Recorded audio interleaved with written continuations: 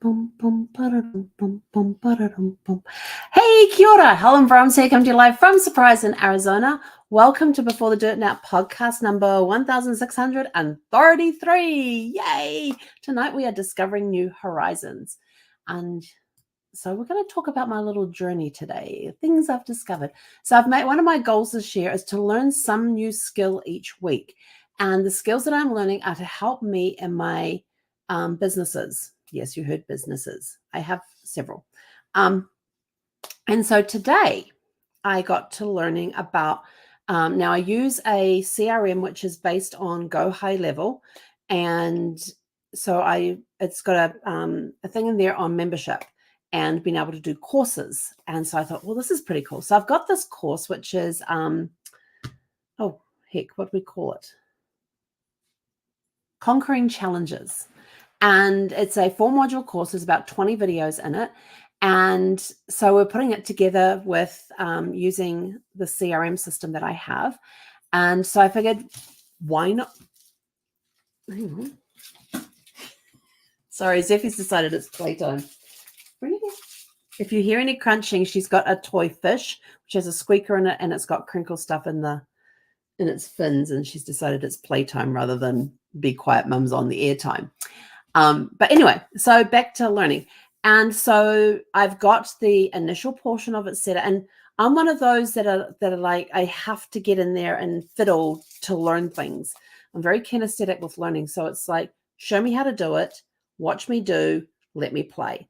But with the computer world these days, it's more of find a YouTube video that shows me what I need to do and then go play. And so I didn't actually look for a YouTube video today on this. I just went in and said, let me see if it's very logical and if I can figure it out.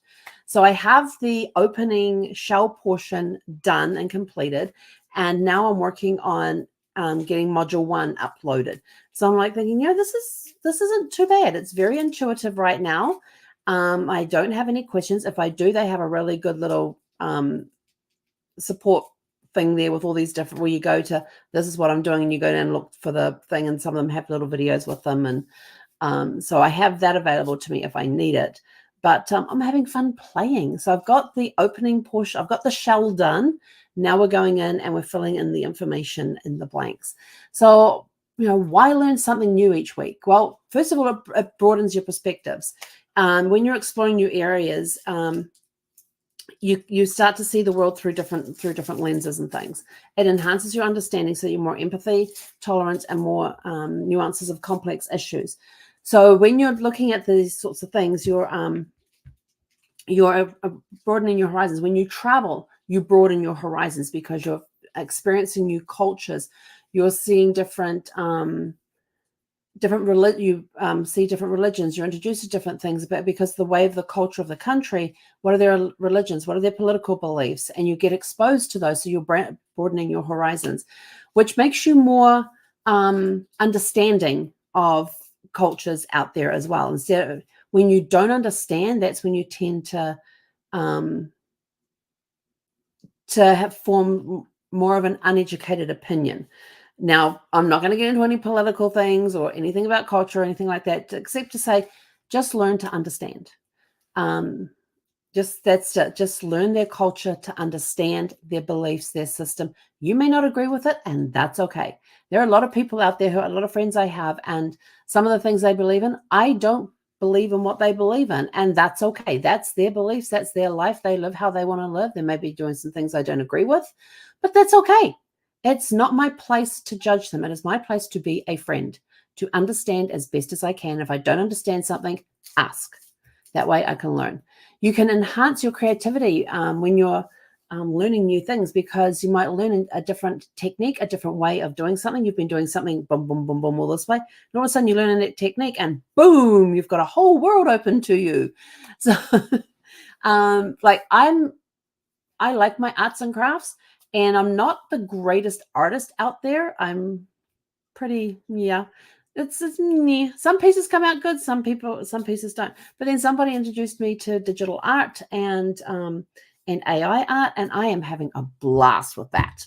I mean, it's it's opened up a whole new world for me, trying to figure out how to get the proportions done, to get perspective, spatial stuff. Some of that I'm not very good at, but when I get into the AI stuff, I actually enjoy it a great deal. You can learn for personal growth, learning different things, helping you with different areas of your life. Maybe, like, for example, I've became a widow. What did I learn? A whole hell of a lot. When I became a widow, I suddenly had to learn everything that my husband used to do for me. I was now responsible for. I have to do that. So I had to learn, and it was an under pressure learning, because it was sort of like, well, you need to get this done and you need to get that done because of bop, bop, bop, bop, bop. And I'm sort of like, I was overwhelmed. I was lost. Thankfully, I had some friends and stuff that I could go to and say, how do I do this? And they would help me to learn how to do those tasks that my husband used to do that I now was responsible for. The part I missed the most, this might sound bad, is I'll be working on my laptop and something, or my computer, and something will go wrong, and I just walk in, and I used to walk into the living room and go, here, please fix, and hand him my laptop, and he'd get it all fixed and working for me. And he would go, what did you do? On technology, I've always said I know enough to be dangerous. And to really date myself, I used to work for a company back in New Zealand where I was on their help desk. And it was a computer company. Yeah. Enough to be dangerous, working on a help desk and a computer company. But all I did is I took, the calls would come in. I would then assign it to either the hardware engineer or the software engineer based on what the problem was. If it was software related, I went to my software engineer. Hey, excuse me. Thank you. Thank you. Release. Zeffy, release. She wants to play tug. Come here. This is her toy. It squeaks. It crinkles. She'll go slide it and chomp it. So I would log the calls in and assign them to the engineers to go and fix them. And so that wasn't so bad. I didn't have to diagnose any problems. I didn't have to instruct people on what to do or anything else like that. It was just, you got a problem, I'll take it down. I'll get somebody over there to fix it. And so I'm sitting there one day, and they had given me some stuff, some other work to do, because the chat wasn't the phone calls weren't coming in. People were calling. The phone wasn't ringing that much. And I says, I need some more stuff to do. And so I went in and I used DOS, for those that remember DOS. And so I would go into DOS, and I needed to delete a file. And I got the command back to front and ended up deleting my entire C drive. And so I was sort of like, oh, as soon as I hit the button, I thought, that wasn't right. And so I looked for the C drive. It wasn't there. I was like, So I picked up the phone. I called Eric, who was our PC specialist, and he says, hey, Helen, what can I do? I says, I have a little problem. He goes, okay, what problem do you have? I says, I think I just deleted my C drive. And he's like, I'll be right up. And so he came up, got it all back up and running again. And he even wrote on a Post-it note the exact command that I needed to type in. Even though I knew the commands to type in, he still wrote it down on a Post-it note and stuck it on my screen so that I always had that formula there on the steps I had to take to delete a directory or to delete a file using DOS rather than deleting my entire C drive. I know enough to be dangerous.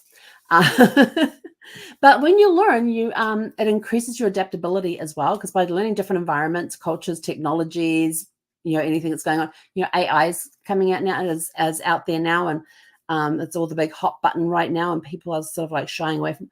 Learn how to use it. It's like when the internet first came out, I was like, what the heck is this thing? You've got, if you want to, totally forgot what I was going to say. But in order to move ahead and everything, AI is going to become very much a part of our lives. It is right now. There's so much stuff out there. When I'm getting posts coming through advertising different classes and stuff and all these different courses and everything else, I'm like, were they AI generated, or is there actually a person on the other end of that? It makes me wonder when I'm going through social media and stuff, the commercials that I'm seeing, are they real, or is it just AI generated trying to get people interested in something? So learn to be adaptable. Yes, change is one of the most, I can guarantee you, things change. That's one thing that can be guaranteed in life. You're going to die and things change. Those are two things that you can count on in life 100%. There is no argument about any of that. So you can either bury your head in the sand or get your head out of the sand and figure out, how can I utilize this to how can I utilize this to help me with my businesses? How can I utilize this to increase my knowledge and learn things? So, it's been adaptable to what's going on and everything else.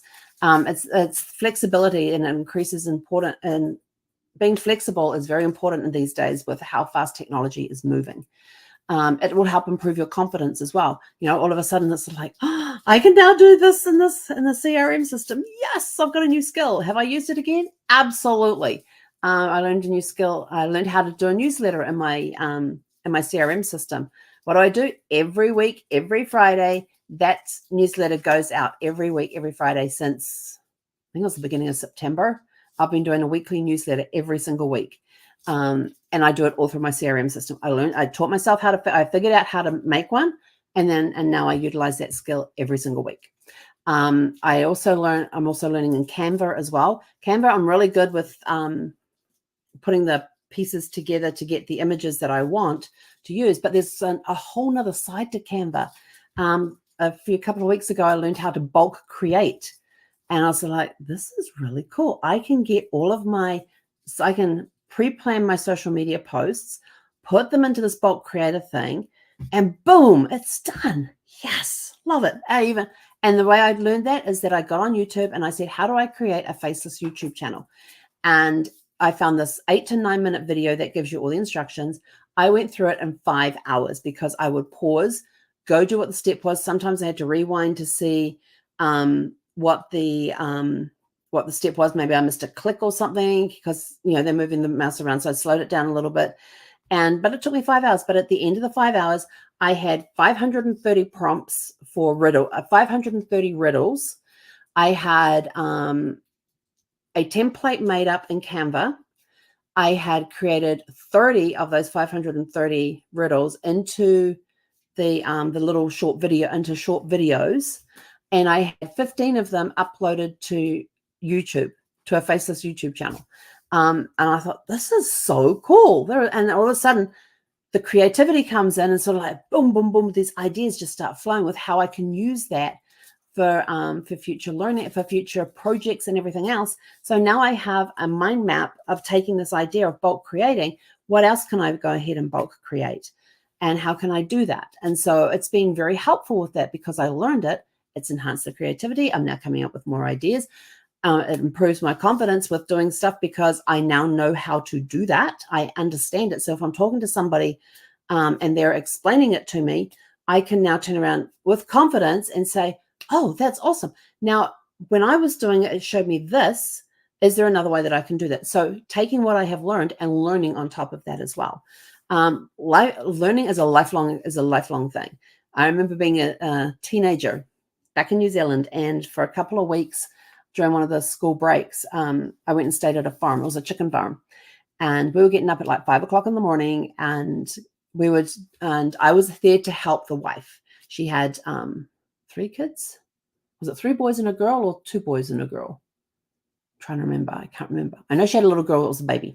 And so I was there to help her, and she kept teaching me things every day. And I said, look, I'm on holiday from school. I'm not supposed to be learning things. She slaps down that wooden spoon she had in her hand. She turns and she looks at me. She goes, Helen, she says, you're going to learn this right now. You never stop learning. School, not just in school. You've got to learn skills outside of school to help you in life. So you will never stop learning. Once you finish school and you go into the workforce and everything else, you're going to be learning every single day. There's going to be something new that you can learn. And I was like, okay, I got it. And so since then, it's sort of been like, oh, okay, so I don't have to learn the school stuff. I can learn other stuff. Yes, let's go. And so from then, I sort of became a sponge in learning other things outside of school. School teaches you certain skills and things and teaches you about the world in a small way.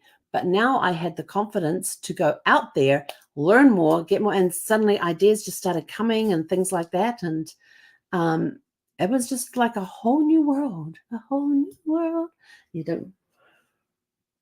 I wish you could see what my dog is doing behind me. Actually, I wonder if I move this way. Oh, she was actually sprawled out beside the fish. So with learning, you also become aware of other people, of their beliefs, of their cultures and everything else, which helps you it will help you communicate better with them if you are more sensitive to the cultures that they live in and how they do business as well. There's a really good book. It was called what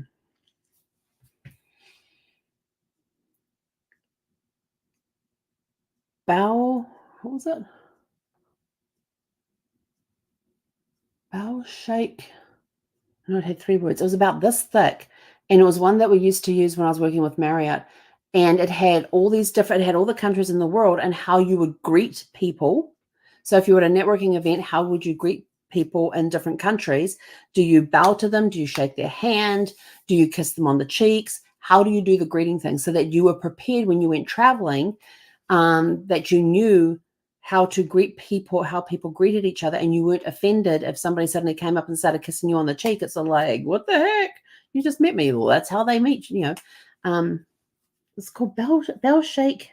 I'll have to go look it up and find it again. But it was a really, really good book, and was a way of learning different cultures. So if you were traveling to a certain country, we could go look it up in this book about how they, about some of their cultural things that would offend them if you did them in their country. But being willing to learn, to when you're visiting a country, like when I'm traveling, I always like to learn how to say, don't ask me now because it's been a long time since I've used it, but in the countries that I'm going to, I always ask somebody there when they're speaking English, how do I say thank you in your language? How do I say good morning? How do I say good afternoon? How do I say good evening? And just learn those basic phrases and where's the bathroom? The important things. Hello, thank you, and where's the bathroom? Or I need help, or do you speak English? So asking them those questions, being able to learn how to say those things in the different countries we traveled through, made it easier because one, it showed the person in their country, you're in their homeland and you are learning their culture.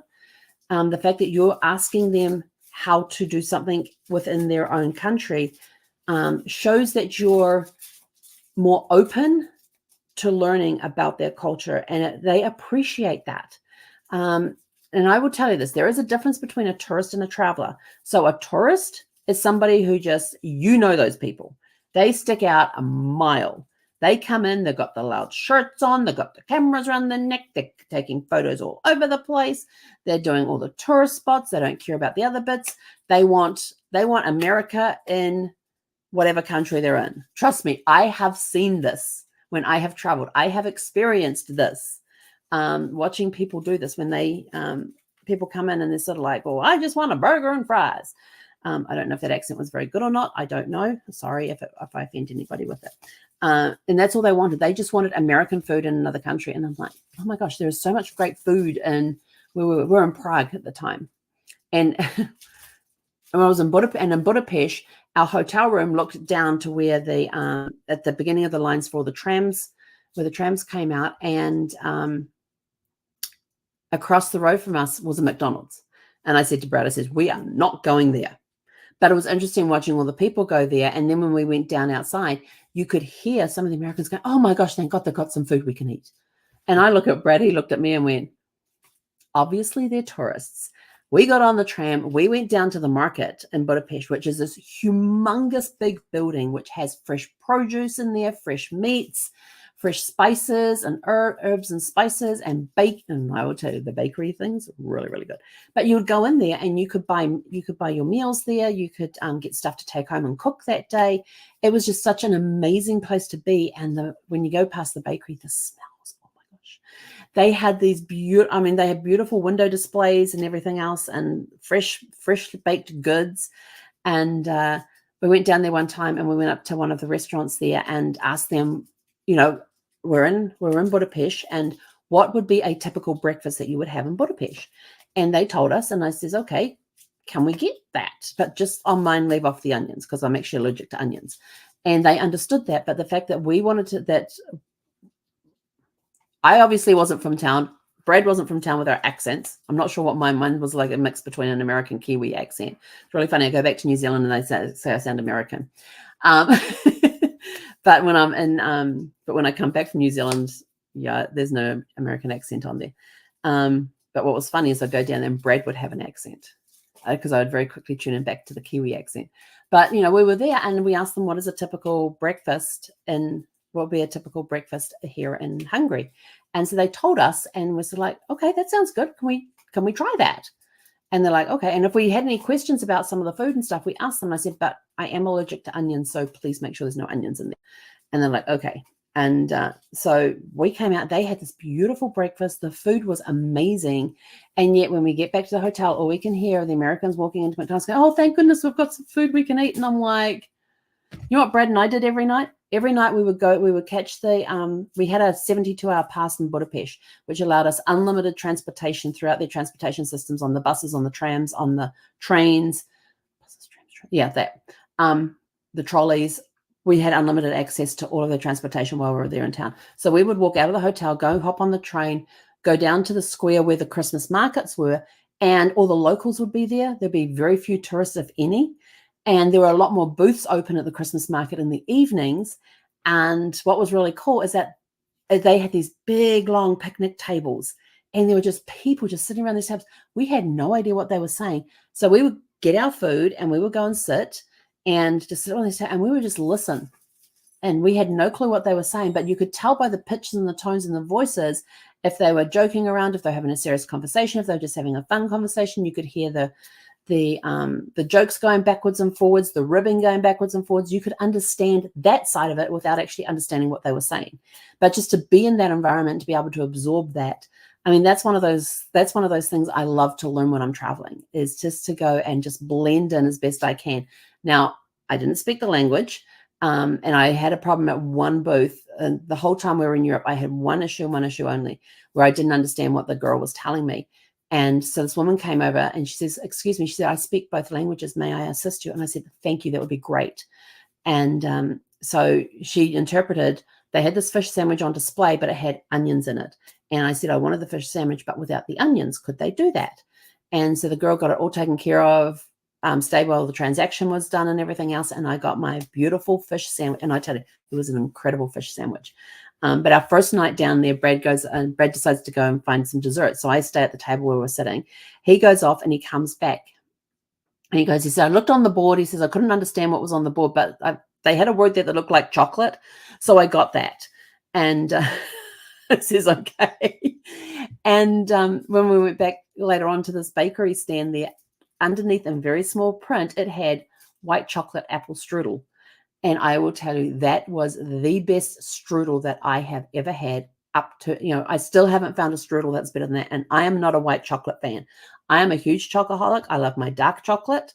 But white chocolate is not chocolate. It doesn't even have any cacao in it. So how can it be chocolate? It's just an imitation. But that white chocolate apple strudel is the best apple strudel I have ever had. And I have found some that have come close, but none have ever taken its place.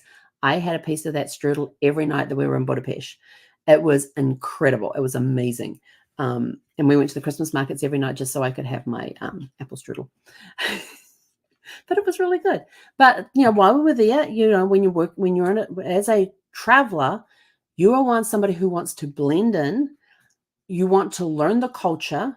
You don't want to stand out like a tourist does. Yes, you may still go see like the famous sites. Like if you're in Paris, you might want to go do the Eiffel Tower, or if you're in Florence, go do, sorry, not Florence, in Pisa, in Italy, you go do the Leaning Tower and that sort of stuff.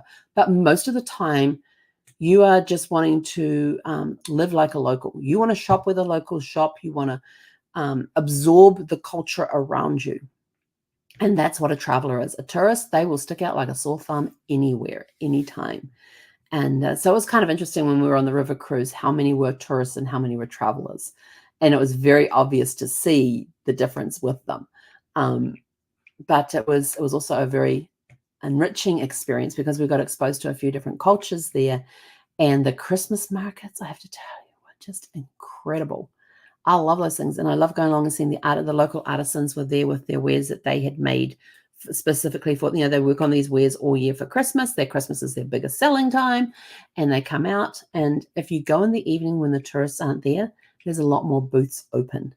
And it's just, and a lot of them are food booths.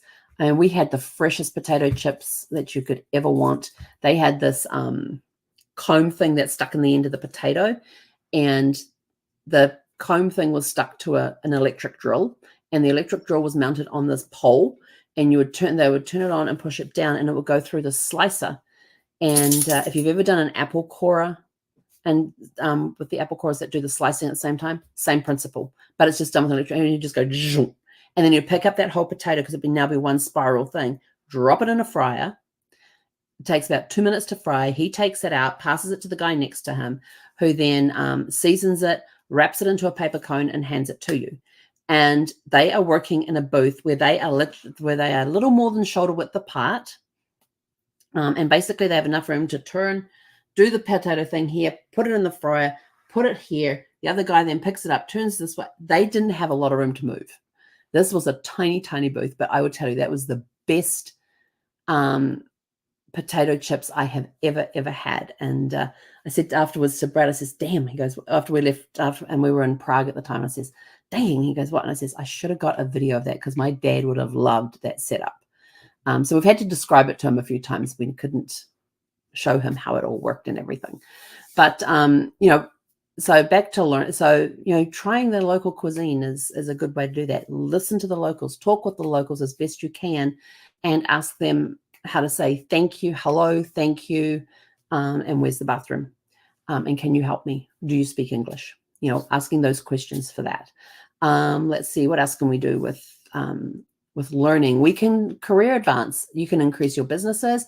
If you are learning new skills in a workplace, those new skills can help you advance in your field, and it's also increasing your knowledge on your speciality as well.